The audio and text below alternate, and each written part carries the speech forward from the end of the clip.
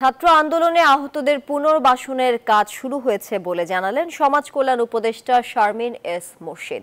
বলেন, আহতদের পরিবারের নিরাপত্তা দেবে সরকার। সোমবার ঢাকা মেডিকেল কলেজ হাসপাতালে বৈষম্য বিরোধী ছাত্র আন্দোলনে আহতদের দেখতে এসে কথা বলেন তিনি। জানান, আহতদের অনেকে কর্মক্ষম হয়ে পড়েছে, অনেকের পরিবার ক্ষতিগ্রস্ত। তাদের পুনর্বাসন করবে সমাজ কল্যাণ মন্ত্রণালয়। একটি ম্যাপ তৈরি করা হবে, প্রতিটি হাসপাতালে খোঁজ নিয়ে আক্রান্ত শিক্ষার্থীদের নিয়ে ডেটা তৈরি করা হবে।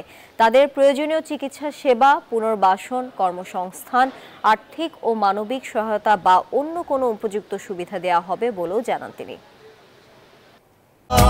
এখন এমনই ফুরফুরে মনে থাকবে সবাই। বসুন্ধরা টয়লেট্রিজ, ফুরফুরে মন সারাক্ষণ। তাদের পুনর্বাসন কিভাবে ঘটাবো, আজকের থেকে শুরু হয়ে গেল তাদের পুনর্বাসনের কর্মকাণ্ড। আমরা ডেটাবেস তৈরি করব, সেই ডেটাবেস ধরে সমাজ কল্যাণ মন্ত্রণালয় তাদের প্রত্যেকের কাছে দ্বারস্থ হবে এই ডেটাবেসটা গ্রহণ করার জন্য।